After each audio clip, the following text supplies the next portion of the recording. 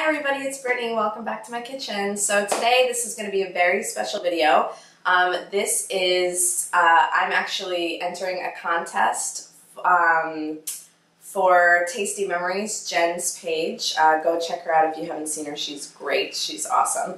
But anyway, so I'm going to be making one of Jen's recipes. Today I'm going to be making onigiri, and I'm going to put my own little twist on it, change the fillings a bit. I'm really excited about this one. I eat onigiri all the time in Taiwan, and I've seen lots of different crazy flavors and combinations. So anyway, this is my take on Jen's recipe. Jen, I hope you like it very much, and stay tuned.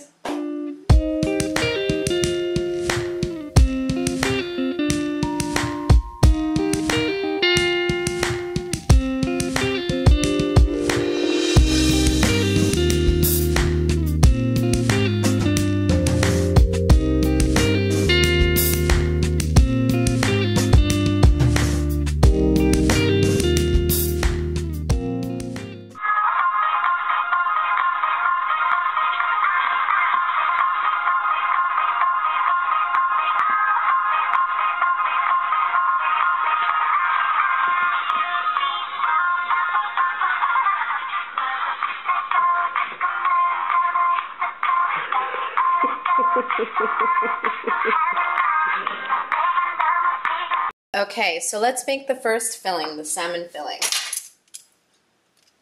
All I did was I took one decent sized salmon fillet and I just cooked it and, you know, break it apart, check for bones. I'm going to use about 2 tablespoons of mayonnaise, and I'm going to use about a teaspoon of, this is wasabi paste. So this is really to taste, you know, it depends on your, how much heat you like. Next, I'm just gonna sprinkle in a few, maybe just like a teaspoon worth of chopped green onion. Next, I have just a little piece of orange that I'm gonna squeeze in there. And I also have a little lime. And don't overdo it because we don't want the mayonnaise to be too watery. And last, I'm just gonna put in a little salt. And give this a mix. We're gonna take our salmon and just flake it up. I'm going to use my hands because I want to just make sure that there's no bones in here. And for the amount of one salmon fillet, you can probably make about 3 or 4 onigiris, but I'm just going to make one today to show you.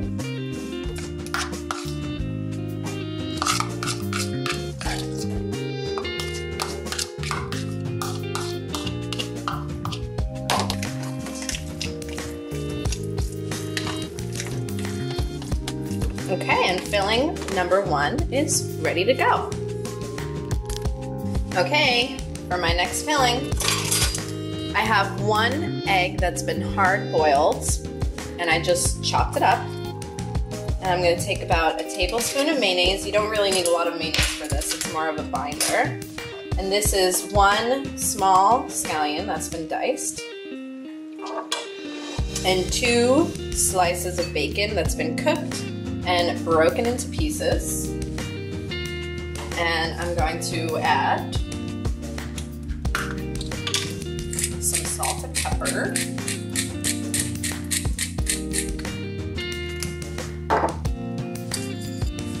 And because this is my breakfast sandwich and I usually put hot sauce on my breakfast, I'm going to put in a few glugs of Tabasco.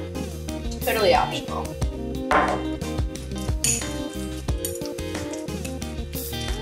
Okay, give us a little taste. Oh yeah. Alright, and that should be for about 2 onigiris. So, I'll see you back. Okay, while we're waiting for the rice to cook, I thought I would let you know about some of these ingredients. Okay, So as you know, to make onigiri, you need nori sheets, okay? So nori sheets are basically sheets of seaweed, and it's a certain kind of seaweed that comes from Japan. It looks like this. Okay, sometimes you'll see it in a triangle, sometimes you'll see it in a square. You can cut it into strips. I would say go for the square because you can always cut the square into any shape you want. So sometimes it will say use toasted nori, but actually the majority of nori that you're gonna get in countries besides Japan is already going to be toasted. So you don't have to be stressing out at the market and being like, oh, I don't know if this is toasted or not. Most of the time it's toasted, okay? So it's gonna be dry and you can bite into it. Taiwanese kids eat this as snacks. It's almost like we eat bags of chips, and they kind of have different flavors for it. I really love it. I think it's delicious.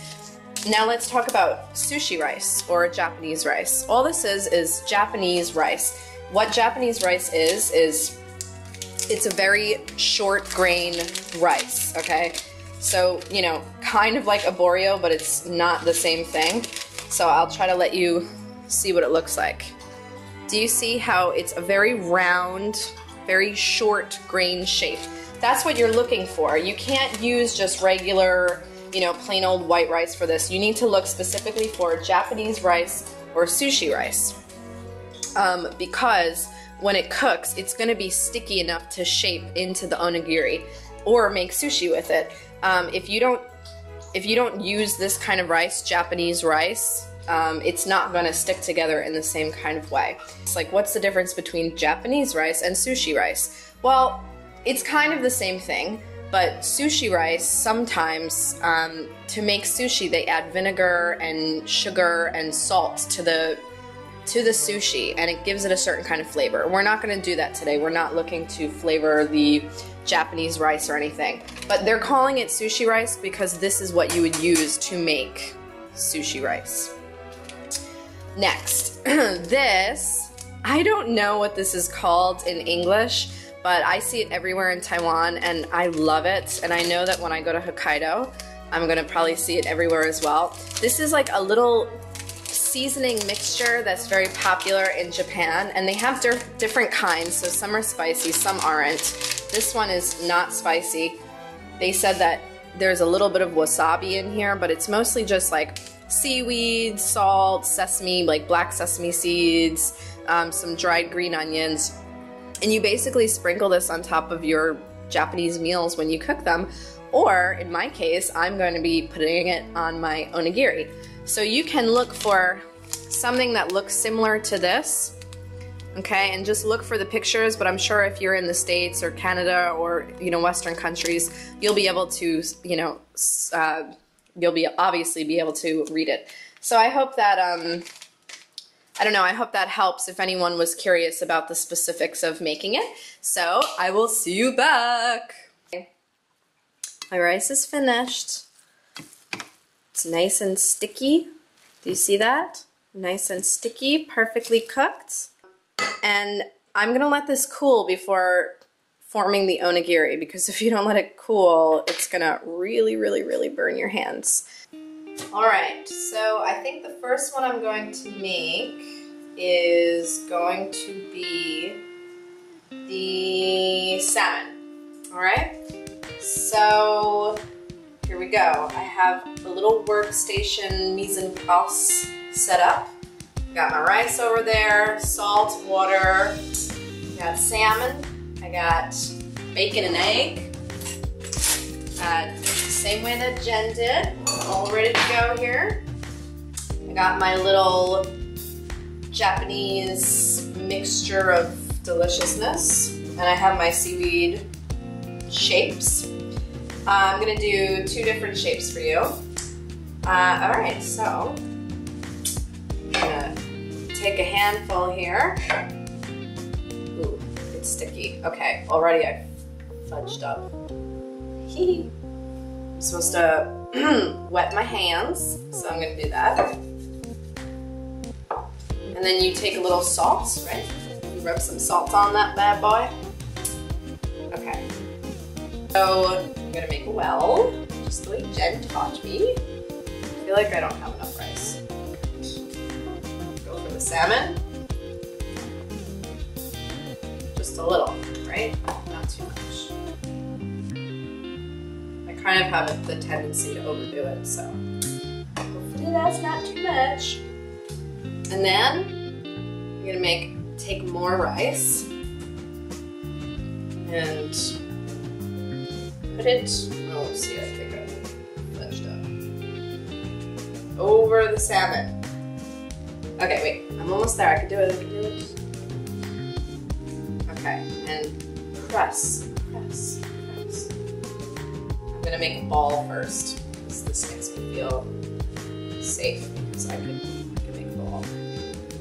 So when Jen made onigiri, I was very excited, because I eat it a lot in Taiwan.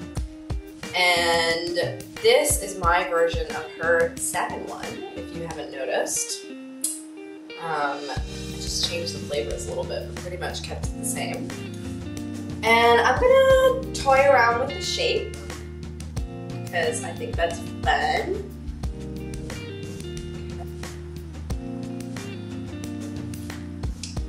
But, and I know that in Japan, onigiri was created as like a convenience meal. It's like a sandwich, and that's how we treat it in Taiwan too. Like, if I'm running late for work and I don't have time to pack lunch, I go ahead and I buy an onigiri from 7-Eleven or Family Mart. They have lots of different flavors, and it's really good. So I'm really happy that Jen taught me how to make it, because I think I'll probably make these pretty often. And one day, maybe when I make some babies, I'll make them little onigiri, and they're gonna be the coolest kids ever. So I decided to make Herman Munster, because, I mean, who doesn't like a vampire with a widow's peak and a unibrow? So this is my Herman Munster. Ooh, is it Herman? Oh no, it's not Herman. It's the little one, the little boy. What's his name? And I'm gonna give him some, I don't know, some sideburns, and maybe a little beard.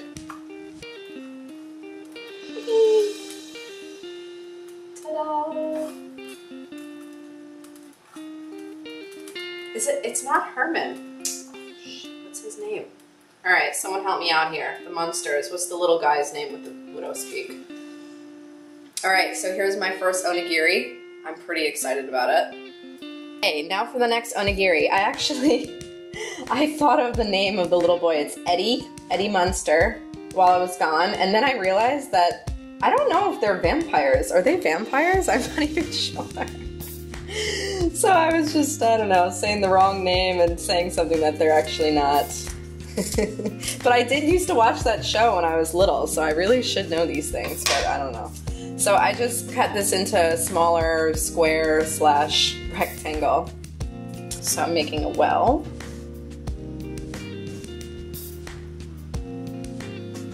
I'm gonna take my delicious looking egg mixture,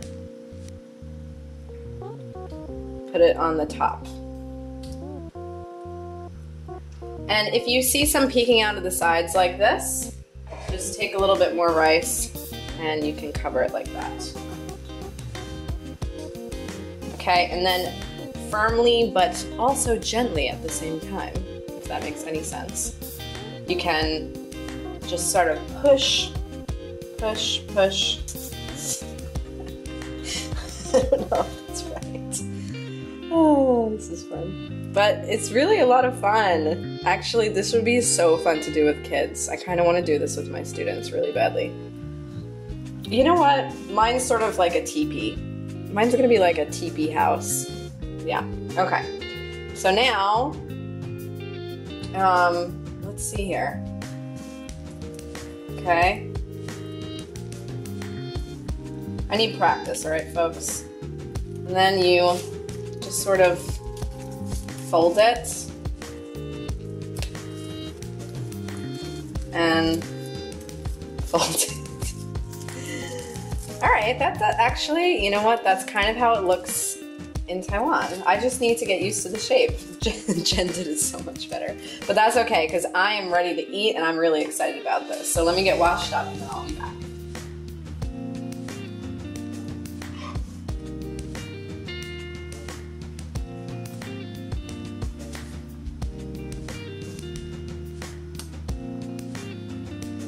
Okay, here we go. So, first one I'm gonna try is the bacon, and egg, and onion breakfast onigiri. I need a little work on the portions, but for a first try, I think I did pretty good. Really good. You wouldn't think bacon and egg goes well in here, but it really does. And this is sort of like, Jen did the Spam one, which I love Spam, by the way. And it's really popular here in Taiwan, Japan, all over Asia. This one, I think is like better for little kids, like bento lunch boxes. They can see it and like use their hands or use chopsticks, or even, I know that the little kids in Asia usually start with spoons and forks. To Eddie Munster, the vampire slash zombie slash monster, because it's the Munsters. Okay, here we go. I'm gonna eat his sideburns. More Japanese flavors. So anyway, folks, I hope you enjoyed this video that I made for Jen from Tasty Memories. Once again, if you haven't seen her site, check out her site. She always puts on a big show. She really is very funny and creative, and her food always looks absolutely delicious. And until next time, bye-bye.